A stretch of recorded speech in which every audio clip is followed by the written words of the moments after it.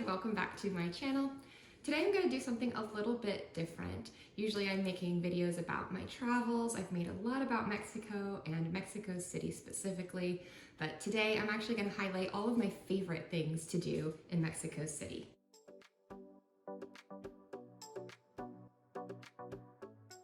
This was a really hard video to make because there's so much to do in Mexico City. That's why I keep going back. There's always something new to do.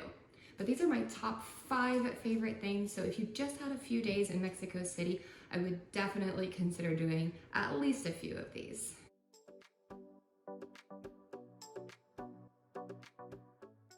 Now, I'm not going to talk about food today because I feel like that's just a given. Try all the food. And I would probably need to make a whole other video about all the food in Mexico. So for today, I'm just going to be focusing on activities and places to go and things to do.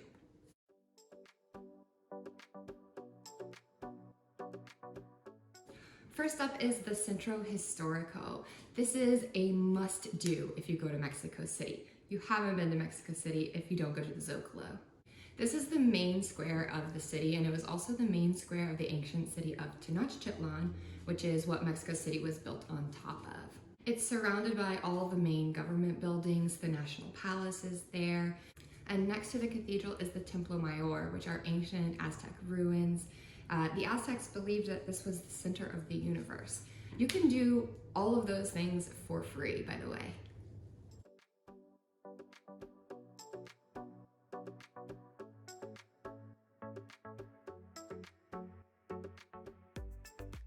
I also have a whole video of the Centro Historico, so if you guys want to watch that, I'll link that up here.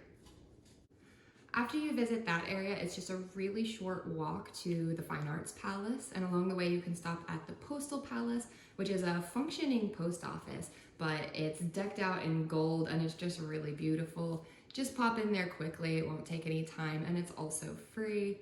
You can also stop off at the Blue Tile House, which is a popular Instagram spot. Then finally there's Bellas Artes, which is the Fine Arts Palace. It's one of my favorite buildings in Mexico City. It's absolutely gorgeous. They have things there like operas, ballets, and other performances. They also have art exhibitions, and you can see some of Diego Rivera's murals there too. Next to it, there's a really beautiful park, especially if it's Jacaranda season, coming soon. And then across from Bellas Artes, in the Sears building, you can actually go up to, I can't remember which floor, 7th, 8th, 9th, and there's a cafe, Don Porfirio Cafe, where you have the most amazing view of Bellas Artes.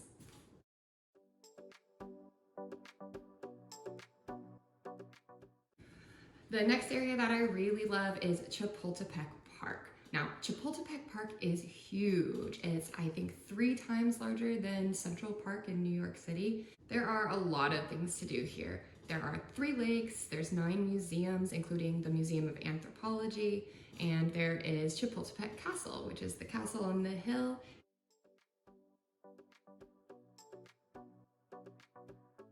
It has a lot of historical significance, and it's also just really beautiful, and there's an amazing view of the city. This is also a really great place to go for Jacaranda season. Go to section 2 around the lake. It's just gorgeous.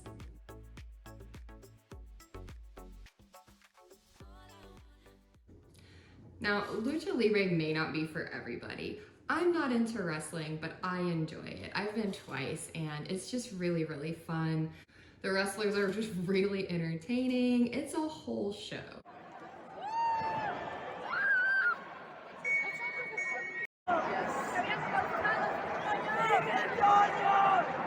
And if you go with a group of people, it's just a really fun night out.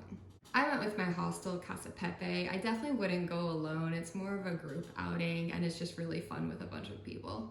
They also gave us a free luchador mask, so that was kind of a fun souvenir.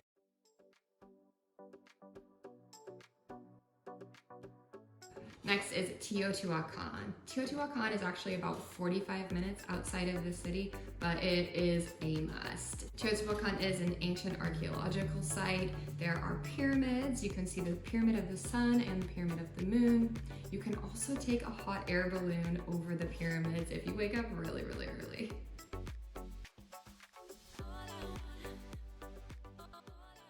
You can also organize this tour through a hostel like Casa Pepe, or you can do Get Your Guide, Viator, or you can just go alone. It costs about $5 round trip by bus, and it's really easy to figure out.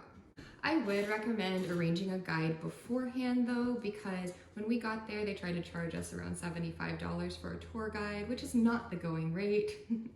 And there's also a lot of other fun things you can do. You can go on an ATV tour, you can visit caves, and there's a restaurant, although a little bit pricey, that is also in a cave.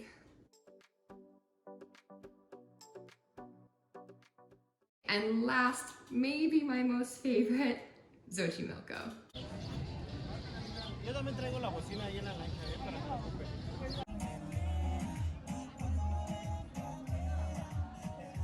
Xochimilco is where the ancient canals of Tenochtitlan are. They used to have floating gardens and they would travel between them in, I think it was a canoe. Now they have these colorful trajineras or boats, and honestly, it is just a party. Families, tourists, everyone goes out there. You can bring snacks on the boat, you can bring all your drinks, there's music, there's mariachis, there's people floating along selling everything, flower crowns, micheladas. It is just such a good time, and I will always, always go back. I actually went there on my birthday last year and I had such a good time. Here's the video for that if you want to watch it. There you go, that's it. And I've mentioned a few times, Jacaranda season is coming up. It'll be around mid-March, mid-April.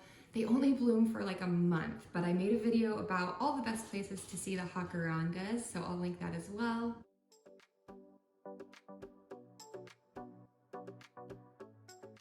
And if you guys are not ready to take a trip to Mexico City on your own, I am actually planning a group trip to Mexico City in the beginning of April. We are gonna do all the things that I just talked about and more.